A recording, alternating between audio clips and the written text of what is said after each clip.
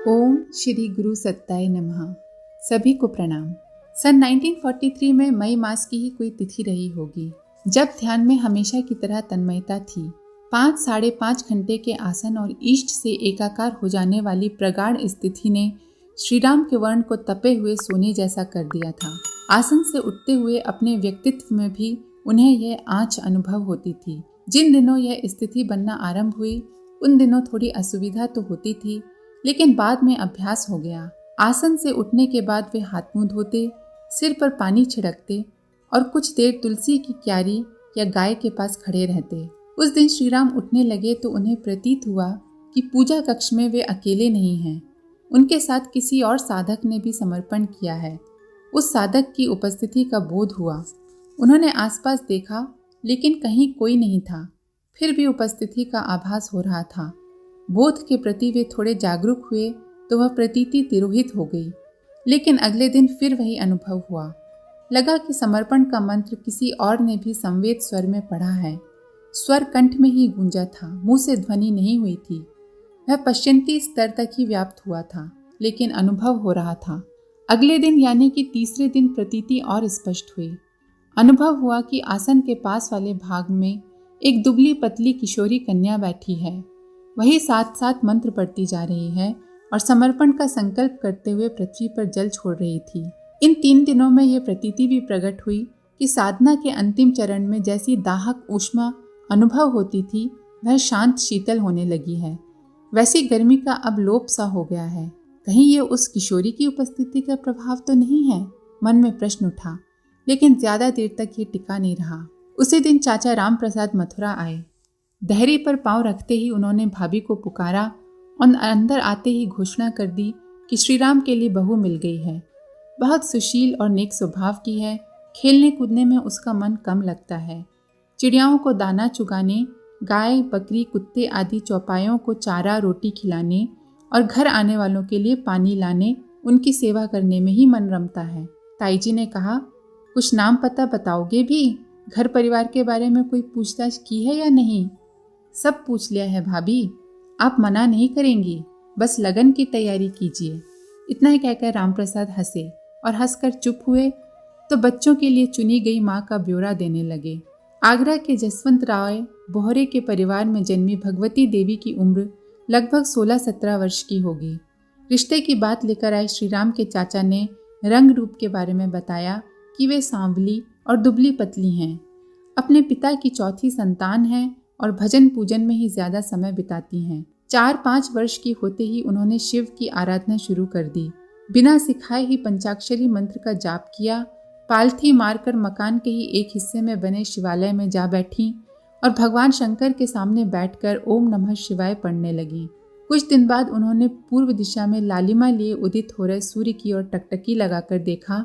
कुछ मिनट निहारती रहीं और पूजा के समय अलग से रखा जल सविता देवता को चढ़ा दिया। पूजा पाठ में रुचि के बारे में सुनकर ताईजी को भारी संतोष हुआ। श्रीराम के अकेले रह जाने के बाद उन्हें चिंता होने लगी थी। उसका निराकरण हो गया। पुत्र के तपस्वी जीवन में और अधिक कठोरता आने से वे चिंतित रहने लगी थीं कि वैराग्य भाव और बढ़ा तो श्रीराम कहीं साधु सन्यासी न हो जाए। भगवती देवी के भक्ति भाव को जानकर वे जैसे आश्वस्त हुईं। लगा कि उनका भक्ति भाव श्रीराम के वैराग्य और ज्ञान निष्ठा को बांधे रखेगा। राम प्रसाद जी ने कन्या के बारे में यह भी बताया कि घर में गायों की देखभाल भी वही करती हैं। श्याम वर्ण की एक गाय तो भगवती देवी से इतनी घुली मिली है कि चारा पानी भी कन्या के हाथ से ही लेती है। सुबह के समय सामने पहुंचने में देर हो जाए तो रंभाने लगती है। वह स्वर अलग ही तरह का होता है, जैसे पुकार रही हो। राम प्रसाद ने बताया कि भगवती देवी को घर में सब लोग लाली कहते हैं। सबसे छोटी थीं। जब वे 5 वर्ष की थीं तभी माँ का निधन हो गया था। 3 भाई बहनों ने अपनी छोटी बहन का विशेष ध्यान रखा। पिता ने भी ध्यान रखा कि बेटी को माँ की कमी का आभास न हो। वे भी भगवती देवी को लाली कहते थे। राम प्रसाद ने हंसते हंसते बताया, और सुनो भाभी, तुम्हारी बहू को बचपन में खेलने कूदने का भी कोई भाव नहीं था। पंडित जी बता रहे थे कि लाली के पास कपड़े की बनी एक गुड़िया थी। गुड़िया अक्सर बीमार पड़ जाती और लाली सेवा टहल करती थी। गुड़िया के हाथ पांव जरा भी टेढ़े मेढ़े होते, कपड़ा गंदा हो जाता तो वो चिंता करने लगती। बीमारों की तरह उसकी देखभाल करती। एक वैद्य जी बुलाए जाते। वैद्य जी भी कपड़े से बनाए गुड्डे ही होते। वे आते, नब्ज देखते, कोई नुस्खा बताते और लाली नुस्खा तैयार करने में जुट जाती। जड़ी बूटियाँ इकट्ठा करती, उन्हें कूटती पीसती, काढ़ा बनाती, लेप करती। इस उपचार में गुड़िया थोड़ी मैली हो जाती तो उपचार पूरा होने के बाद उसे नहलाती धुलाती, कपड़े बदलती। यह सुनकर तो ताईजी भी हंसे बिना नहीं रहीं कि उनकी होने वाली बहू ने गुड़िया के लिए एक अलग रसोई भी बना रखी थी। वही गुड़िया का भोजन तैयार होता था। गुड़िया से मिलने के लिए अक्सर दूसरे गुड्डे गुड़िया आते जाते रहते थे। उनका भोजन भी रसोई में तैयार होता। आने वालों को भोजन किए बिना जाने नहीं दिया जाता था। गुड्डे गुड़ियाओं से खेलने की उम्र तक लाली यही सब करती थी। बाद में वे घर आए लोगों की आवभगत में व्यस्त रहने लगी। उनके लिए पानी लाना, भोजन के लिए पूछना, स्वल्पाहार की व्यवस्था करने जैसे मोर्चे संभाल लिए। छोटी उम्र में गुड्डे गुड़ियाओं की गई आवभगत आगंतुक अतिथियों के सत्कार में बदल गई। श्रद्धा, भक्ति और अतिथि सत्कार के गुणों ने ताईजी को मुग्ध कर दिया। उन्होंने बिना देखे और पूछताछ किए बिना ही रिश्ते के लिए हाँ कह दी। संबंध निश्चित करने के लिए जसवंत राय जी सिर्फ एक बार आए। उन्होंने दामाद के बारे में पास पड़ोस या कहीं और छानबीन करने के बजाय जन्म कुंडली देखी। देखकर कह दिया, दोनों की जोड़ी बहुत अच्छी जमेगी, शिव पार्वती की तरह। कुंडली में ऐसे योग पड़े हैं। संबंध तय हो गया और 10 मार्च 1946 का दिन विवाह के लिए निश्चित हुआ। उसी समय यह भी निश्चित हुआ कि लाली के साथ उनकी आत्मीय सगी श्यामा गाय भी आएगी। कन्याधन और गौधन दोनों को मथुरा से विदा किया जाएगा। यह भी कि विवाह में धूमधाम नहीं करना है, बहुत सादगी और बिना शोर शराबे के ही पाड़ी ग्रहण संस्कार संपन्न कर लिया जाए। विवाह बहुत सादगी से संपन्न हुआ। श्री राम ने दहेज में खादी की धोती और कुर्ते का कपड़ा ही स्वीकार किया। कन्याधन के रूप में भी गाय के सिवा कुछ नहीं लिया।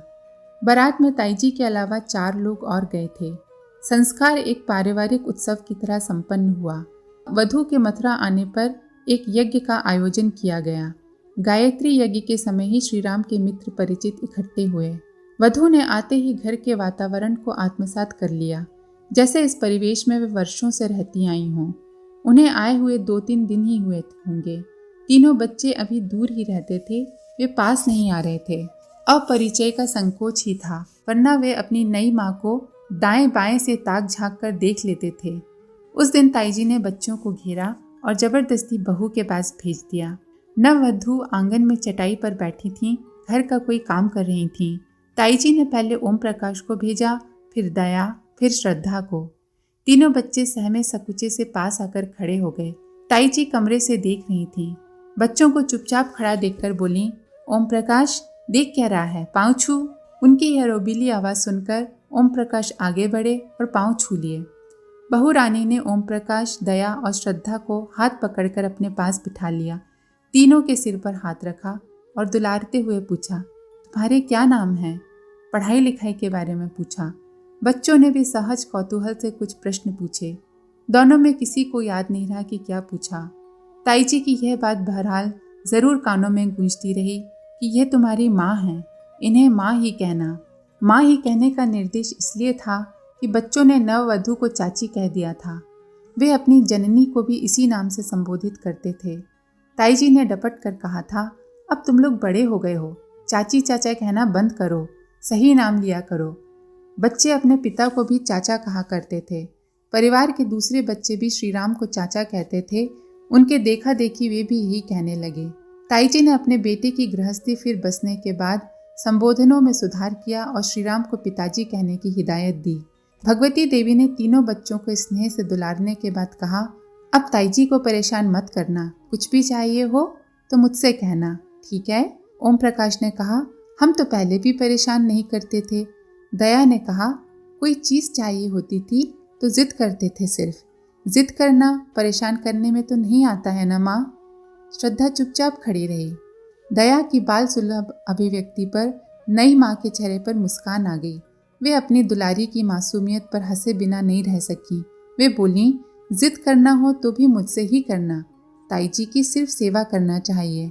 सुनकर ताईजी बाहर निकल आईं। वे बोली, बच्चों को अपनी तरह से रहने दो बहू, सारी जिम्मेदारियां खुद ना ओढ़ो। उन्हें दादी से भी उलझा रहने दो। सास की बात का बहू ने कोई जवाब नहीं दिया। वो नज़र झुकाकर नीचे देखती रही। उस दिन के बाद से ओम प्रकाश अपनी दादी के पास सोते, दया और श्रद्धा माँ के पास। जो भी ज़रूरत होती उसे माँ को ही बताते। घूमना फिरना और खेल कूद का इंतज़ाम दादी के जिम्मे रहा। बच्चों ने दादी से भारी कामों के लिए कहना कम कर दिया। वे सोचते थे कि दादी को थकाना नहीं चाहिए। कुछ ही दिनों में नई माँ से इतना घुल मिल गए जैसे पुराना परिचय हो, जैसे इसी माँ की गोद में बड़े हुए हों, यहीं जन्म पाया हो। भगवती देवी ने बच्चों का ही नहीं, अखंड ज्योति और परिवार में आने वाले अभ्यागतों का दायित्व भी संभाल लिया था। शुरू दिन से लग रहा था कि यह घर, परिवार और परिवार के सदस्य परिचित से हैं। ताई जी ने औपचारिक रूप से घर की व्यवस्था और आवश्यकताओं के बारे में समझा दिया था। जो समझाया उसे दोबारा पूछने की जरूरत नहीं हुई। दायित्वों का भार अखंड दीपक का दायित्व ग्रहण करने से आरंभ हुआ। गृहस्थी का पहला काम यही किया। दोनों बच्चों से परिचय उसके बाद हुआ और श्रीराम से तो उसके भी बाद। उस क्षेत्र और समय की परंपरा के अनुसार वर वधू ने एक दूसरे को विवाह से पहले नहीं देखा था। वधू ने तो विवाह के बाद भी कुछ दिन तक नहीं देखा। यज्ञ में और पूजा पाठ में बैठते समय कनखियों से ही अपने जीवन साथी को देखा था। जब परिचय हुआ तो यही अनुभव किया कि श्रीराम केवल पति ही नहीं, इष्ट आराध्य भी हैं। लगा जैसे बचपन से जिस शिव की आराधना करती आई हैं, वही इष्ट लौकिक जीवन में इस रूप में सामने आए हैं। प्रथम परिचय में श्रीराम ने अनायास ही कहा कि इन बच्चों के लिए तो माँ का दायित्व निभाना ही है और बच्चे भी तुम्हें माँ कहेंगे। भगवती देवी ने असमंजस का भाव जताते हुए मुंह उठाया। वे श्रीराम की ओर देखने लगीं, जैसे पूछ रही हों कि आप कहना क्या चाहते हैं। श्रीराम ने भी जो कहा था वह योजना बनाकर या सोच समझकर नहीं था। अपने आप भीतर से प्रेरणा उठी या कहें कि उमंग जगी और मुंह से वचन निकल आए। उन्होंने कहा, आगे चलकर हम लोगों को हजारों लाखों लोगों तक पहुंचना है। वे लोग भी हमें तलाशते हुए आएंगे। उन सबको तुम्हें माँ की तरह स्नेह देना है। भगवती देवी अपने आराध्य का मुंह देखती रह गईं, स्तब्ध भी हुई, फिर सोचने लगी। जितनी देर वे श्रीराम के मुंह की ओर अवाक देखती रहीं, उन्हें प्रतीत होता रहा कि सामने उनके पति एक व्यक्ति के रूप में प्रकाश पुंज खड़ा है।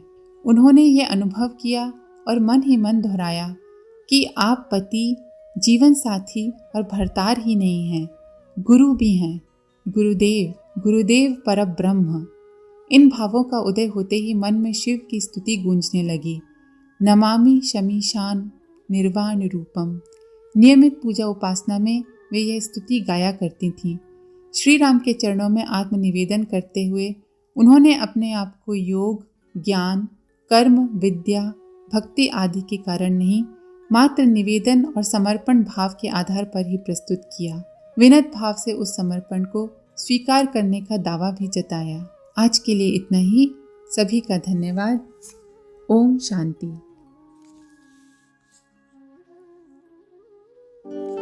हमारे YouTube चैनल को सब्सक्राइब करें और बेल आइकन को दबाकर ऑल पर क्लिक करें ताकि नोटिफिकेशंस आपको मिलती रहें।